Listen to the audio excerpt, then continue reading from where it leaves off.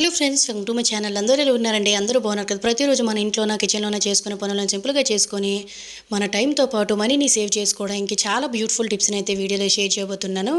వీడియోని మిస్ చేయకుండా ఎండింగ్ వరకు చూసారంటే ఖచ్చితంగా మీ శ్రమతో పాటు మనీని కూడా ఆదా చేసుకుంటారు. అలాగే వీడియో కనుక నచ్చినట్లయితే ప్లీజ్ ఒక లైక్ చేయడం అయితే మర్చిపోకండి. ఇంకా మీలో ఎవరైనా మన ఛానల్ని సబ్స్క్రైబ్ చేసుకోలేకపోతే ప్లీజ్ సబ్స్క్రైబ్ చేసుకుని పక్కన ఉన్న బెల్ ఐకాన్ ఆల్లో యాక్టివేట్ చేసుకున్నారంటే ప్రతిరోజు నేను చేసే వీడియోస్ అన్ని డైలీ నోటిఫికేషన్లో వస్తాయి. ఇంకా ఫస్ట్ టిప్ని అయితే తెలుసుకుందాము. మన ఇంట్లోని వస్తువులన్నీ కూడాను సువాసన భరితంగా కొత్తగా అద్దంలా మెరవాలంటే ఒక మంచి టిప్ని అయితే తెలుసుకుందామండి. ఒక బౌల్ తీసుకుని ఏదైనా మీకు నచ్చిన షాంపూ, అలాగే 1 లేదా 2 కర్పూరం బిళ్ళలు వేసేసుకొని కొంచెం వాటర్ వేసేసుకొని ఇలా తయారు చేసుకొని మనం చక్కగా ప్రతిరోజు కూడాను మన ఇంటిని, కిచెన్ని, ఇంట్లోని వస్తువులన్నింటినీ చక్కగా క్లీన్ చేసుకోవచ్చండి. సో దీన్ని అయితే నేను ఒక స్ప్రే బాటిల్లోనైతే వేసుకుంటున్నాను.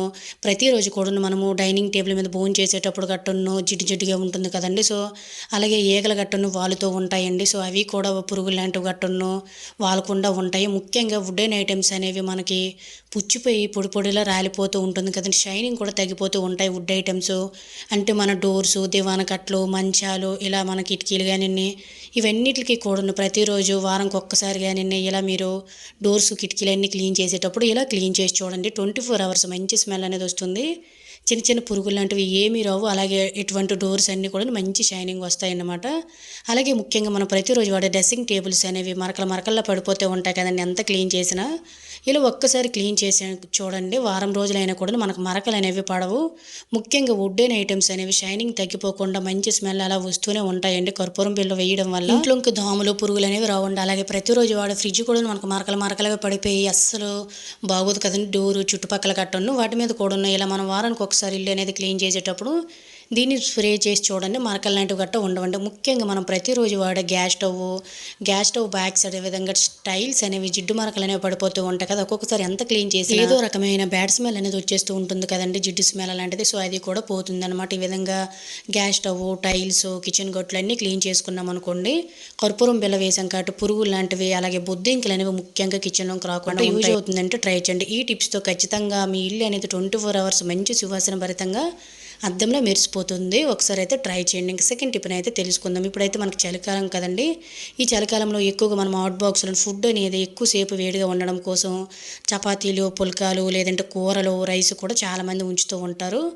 ఎంత వేడిగా పెట్టినా కూడా మనకు అరగంట తర్వాత నార్మల్గా అయిపోయి ఇలాంటి చపాతీలు కానీ పులగాలు కానీ గట్టిగా అయిపోతాయండి. ఇలా వేడి అనేది చలికాలంలో తగ్గకుండా 1-2 గంటలైనా వేడిగా ఉండాలి. అలాగే మనం అందులో పెట్టే ఫుడ్ అనేది గట్టిపడిపోకుండా, అంటే మనకి పులకలు అనేవి గట్టిగా ఎండిపోయినట్టు అయిపోతాయి కదా.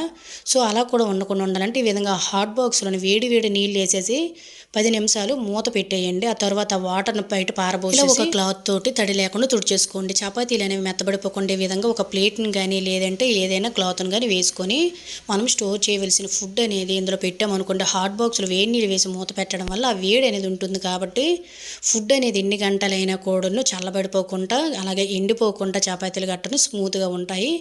యూజ్ అవుతుందంటే ట్రై చేయండి. ఇంకా థర్డ్ టిప్ని అయితే చూద్దామండి. నార్మల్గా మనము పిల్లలకి డైలీ హ్యాండ్ కర్చీప్స్ కానీ లేదంటే సాక్స్లు అనేవి వేసేటప్పుడు చిన్నవి కర్చీప్స్ అనేవి ఉంటాయి కదండి. మనం ఎక్కడ పడితే అక్కడ వాష్ చేసేసిన దగ్గర పడేయకుండా సింపుల్గా ఎప్పుడు కావాలంటే అప్పుడు తక్కువ ప్లేస్లోనే ఎక్కువను మనము హోల్డ్ చేసుకోవడానికి ఒక మంచి టిప్ అనేది తెలుసుకుందాము. సో బట్టలు పెట్టుకునే క్లిప్పును మీకు ఎన్ని కావాలంటే అన్ని తీసుకుని, అలాగే డబుల్ సైడ్ టేప్ అనేది ఉంటుంది కదండి, దానికి చిన్న పీసులు సమానంగా కట్ చేసుకోండి. అలాగే ఫ్రెండ్స్, ఈ వీడియో కనుక మీకు నచ్చినట్లయితే ప్లీజ్ ఒక లైక్ చేయడం అయితే మర్చిపోకండి. మీరు ఒక లైక్ చేయడం ద్వారా ఇంకొంతమందికి ఈ వీడియో సజెస్ట్ అవ్వడం జరుగుతుంది కాబట్టి ప్లీజ్ ఒక లైక్ చేసి వెళ్ళడం అయితే మర్చిపోకండి. ఈ విధంగా మనం కట్ చేసిన టేప్ని క్లిప్స్కి ఈ విధంగా ఒకవైపు అంటించేసుకొని బ్యాక్ సైడ్ ఉండే పేపర్ను కూడా రిమూవ్ చేసేసుకొని చక్కగా మనకి ఎక్కడైనా ఇంట్లోన అనువుగా ఉండే చోట, లేదంటే డోర్ బ్యాక్ సైడ్ మనకి ఎలాగో ఓపెన్గానే ఉంటుంది కదండి, అక్కడ ఈ విధంగా మీకు ఎన్ని కావాలంటే అన్ని క్లిప్స్ని పెట్టుకున్నాం అనుకోండి. ఇందులోన ప్రతిరోజు ఐడి కార్డులు ఇలా మనం పైనుంచి హోల్డ్ చేసుకోవచ్చండి. చిన్న క్లిప్స్ కానీ లేదంటే ఇలా మనం ప్రతిరోజు కూడాను స్కూల్కి కానీ లేదంటే మనము హ్యాండ్ కర్చీప్స్ అనేవి వాడుతూ ఉంటాం కదా, ఇలాంటివన్నీ హోల్డ్ చేసుకోవచ్చండి. సాక్స్లు, గ్లౌస్లు ఇటువంటివన్నీ కూడాను సింపుల్గా తక్కువ ప్లేస్లో ఎక్కువ హోల్డ్ చేసుకొని ఎప్పుడు కావాలంటే అప్పుడు యూజ్ చేసుకోవచ్చు. ఇది కూడా యూజ్ అవుతుందంటే ట్రై చేయండి. ఇంకా ఫోర్త్ టిప్ని అయితే చూద్దామండి. మన ఇంట్లోన ఫిష్ కానీ లేదంటే పీతలు కానీ నాన్ వెజ్ వెజ్ చికెన్ లాంటివి గట్టను వాష్ చేసేటప్పుడు గట్టను చేతులు అనేవి బ్యాడ్ స్మెల్ అనేవి వచ్చేస్తూ ఉంటాయి కదా. ముఖ్యంగా ప్రతిరోజు కూడా మనము కూరకి ఆనియన్స్ లేదంటే వెల్లుల్లి అనేవి పొట్టు తీస్తూ ఉంటాం కదా. ఇలా ఇవి కట్ చేసేటప్పుడు మన చేతులకి ఏంటంటే ఈ వాసన అనేది పట్టేస్తూ ఉంటుందండి. ముఖ్యంగా ఖచ్చితంగా ఆనియన్స్ ప్రతిరోజు కట్ చేస్తూనే ఉంటాం 1-2 సార్లు. అలాంటప్పుడు మనకి ఆనియన్స్ కోసేటప్పుడు చేతులు అనేవి బ్యాడ్ స్మెల్ అనేవి వచ్చేస్తూ ఉంటాయి కదా. ముఖ్యంగా మన ఫిష్ అనేవి వాష్ చేసేటప్పుడు ఆ స్మెల్ అనేది అస్సలు పోదు. గోళ్ళు చేతులు ఎంత క్లీన్ చేసినా ఎంత సోపు పెట్టి వాష్ చేసినా ఆ స్మెల్ పోదు. చేతులు కూడా డ్యామేజ్ అయిపోతూ ఉంటాయి, గోళ్ళు కూడా ఊడిపోతూ ఉంటాయి. చేతులు అనేవి నాన్ వెజ్ కడిగేటప్పుడు ఇలాంటివి కట్ చేసేటప్పుడు స్మెల్ రాకుండా స్మూత్గా ఉండాలంటే ఒక మంచి టిప్ అయితే తెలుసుకుందాం. మనం టీ పెట్టుకుంటూ ఉంటాం కదండి. ఇలా టీ పెట్టుకునేటప్పుడు వడబోసినది అంటే మనం వడబోసిన టీ పొడి అనేది పడేస్తూ ఉంటాము. సో దానివల్ల కూడా చాలా చాలా యూజెస్ అయితే ఉంటాయండి. స్కిన్ కూడా చాలా స్మూత్గా ఉంటుంది. ఎంత కావాలో అంత నేను తీసేసుకున్నాను హ్యాండ్లోకి. దానితోటి మొత్తం కోడుని చుట్టూ కోడుని ఈ విధంగా గోలుతో పాటు వేళ్ళ మధ్యలోంచి ఈ విధంగా హ్యాండ్ని చక్కగా రుద్ది క్లీన్ చేసుకున్నాం అనుకోండి, ఇటువంటి బ్యాడ్ స్మెల్ అనేది ఏమీ రాదండి. నాన్ వెజ్వి ఆనియన్స్ కోసేవి. సో దీనివల్ల మన చేతులు కోడును డ్రై అయిపోకుండా స్మూత్గా కూడా ఉంటాయి. ఎప్పుడైనా ఇంట్లోన ఇటువంటి వాష్ చేసేటప్పుడు ఆ స్మెల్ పోవటం లేదు, చిరాగ్గా ఉందంటే ఇలా ఒక్కసారి టీ పొడితో క్లీన్ చేసి చూడండి. చాలా చాలా నీట్గా ఉంటాయి, స్మెల్ కూడా పోతుంది. సో క్లియర్గా చూసారు కదండి. ఇటువంటి యూజ్ఫుల్ టిప్స్ని మీ ఫ్రెండ్స్ అండ్ ఫ్యామిలీకి షేర్ చేయడం అయితే మర్చిపోకండి. ఇంకా ఐదో టిప్ని అయితే చూద్దామండి. ప్రతిరోజు మన ఇంట్లోన పూజకి కానీ లేదంటే ఇంట్లోనే ఏదైనా వెలిగించుకోవడానికి వాడే అగ్గిపెట్టెలు అనేవి చలికాలం కాబట్టి సో మనకి చెమ్మబడిపోతూ ఉంటాయండి, లేదంటే వర్షాకాలంలో గట్టను.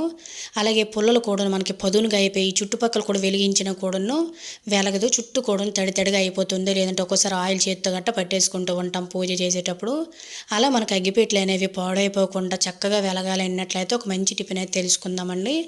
ఎప్పుడైనా కూడా ఉన్న అగ్గి పుల్లలు అనేవి మనకి చెమ్మబారిపోకుండా ఉండాలంటే మనం ముగ్గు పెట్టుకునే చాక్ పీస్ అనేది ఉంటుంది కదా.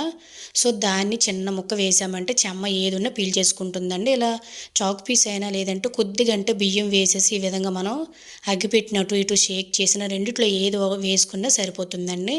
రెండు కూడా మనకి చెమ్మ పట్టకుండా చేస్తాయి. అలాగే చుట్టుపక్కల మనము ఎక్కడైతే అగ్గిపెట్టి పొలాలు వెలిగిస్తామో ఆ ప్లేస్ అనేది మనకి ఖచ్చితంగా అరిగిపోతూ తొందరగా వెలగవు. ఇలాగ కొద్దిగా ఫేస్కి రాసుకుని పౌడర్ వేసుకొని వెలిగించి చూడండి, చక్కగా వెలుగుతాయి, పొదును కూడా చేరదు. యూజ్ అవుతుందంటే ట్రై చేయండి. ఇంకా ఆరో టిప్ని అయితే చూద్దామండి. నార్మల్గా మనం ప్రతిరోజు కూడాను ఈ విధంగా గిన్నెలోని పాలు అనేవి మరగబెడుతూ ఉంటాం కదా.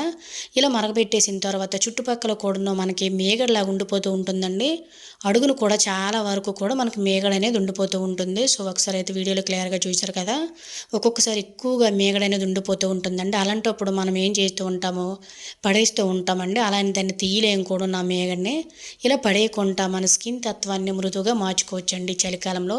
సో దానికోసం నేను ఇక్కడైతే 1.5 స్పూన్ వరకు కూడాను కొద్దిగా గోధుమ పిండిని అయితే వేశాను. అలాగే చిటికెడు పసుపును కూడా వేస్తున్నానండి. ఈ చలికాలంలో మన స్కిన్ అనేది పొడిబారిపోయి సో మనకి వెట్ అనేది ఉండదు కదండి, అంటే స్వెట్టింగ్ అనేది ఏమీ ఉండదు కదండి. అలాంటప్పుడు ఎవరిదైతే స్కిన్ అనేది స్మూత్గా లేదు, లేదంటే పొడిబారిపోతుంది, పగిలిపోతుంది, అలాగే కొంతమందికి అన్వాంటెడ్ హెయిర్ అనేది వచ్చేస్తూ ఉంటుంది కదా. సో అది కూడా సింపుల్గా పోతుంది. దీన్ని ఈ విధంగా మనం కొంచెం మిల్క్ వేసుకోవాలండి. ఒకవేళ పిండి అనేది పొడిబారిపోయింది అనుకోండి, 2-3 స్పూన్ల వరకు మిల్క్ వేసుకొని ఈ విధంగా మన స్కిన్కి అప్లై చేసుకునేటట్టు అయితే ఈ విధంగా తయారు చేసుకొని ఈ మిశ్రమాన్ని ప్రతిరోజు కూడా మనము చక్కగా ఫేస్కి, నెక్కి, హ్యాండ్స్కి ఇలా ఎక్కడెక్కడైతే మనకి బ్లాక్నెస్గా మారిపోయింది ఇలా స్కిన్కి అప్లై చేసామనుకోండి, స్కిన్ అనేది ఏ కాలంలోనైనా స్మూత్గా ఉంటుందండి. మన స్కిన్ కలర్ కూడా పింక్ కలర్లోకి చేంజ్ అయిపోతుంది. ఫేస్ మీద మీరు ఒక వారం 10 రోజులు రాసి చూడండి, కంటిన్యూ చేస్తే మన బ్లాక్ మచ్చలు అనేవి పోతాయండి, స్కిన్ స్మూత్గా ఉంటుంది. చలికాలంలో పగుళ్ళు రావడం లేదంటే పొడిబారిపోవడం లాంటిది ఏమీ ఉండదండి. ఇలా మనం చక్కగా వారానికి 2-3 సార్లు చేసుకోవచ్చు. టైం ఉన్నట్లయితే ప్రతిరోజు చేసుకోవచ్చు అండి. అన్వాంటెడ్ హెయిర్ మీద కూడా అప్లై చేసేసి చక్కగా రుద్దామంటే అన్వాంటెడ్ హెయిర్ కూడా మనకి క్రమక్రమంగా తగ్గిపోతుందండి. నేను మొత్తం క్లీన్ చేసి వాష్ చేసి చూపిస్తున్నాను. రెండు చేతులు కూడాను డిఫరెంట్ అనేది మీరు అబ్జర్వ్ చేస్తున్నారు కదా. స్మూత్గా ఉంటుంది, మాయిశ్చరైజేషన్ కూడా చేరుతుంది. చాలా న్యాచురల్ అండి, ఎవరైనా అప్లై చేసుకోవచ్చు. సో ఇది ఫ్రెండ్స్ ఈరోజు వీడియోలో అయితే టిప్స్. ఐ హోప్ ఈ టిప్స్ మీకు యూజ్ అయ్యని అనుకుంటున్నాను. టిప్స్ కనుక యూజ్ అయినట్లయితే please like, share, subscribe my channel. Thank you for watching. Bye bye.